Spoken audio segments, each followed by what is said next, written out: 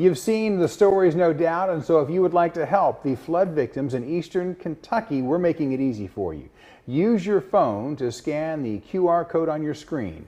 WGNO is teaming up with our sister station in Lexington, Kentucky, and a nonprofit, the Christian Appalachian Project, to provide relief for families recovering from the flood. Your donation will be used to help them clean up and put their lives back together. Starting tonight, we're going to put this QR code in all of our newscasts, so you will have additional opportunities as well to scan it.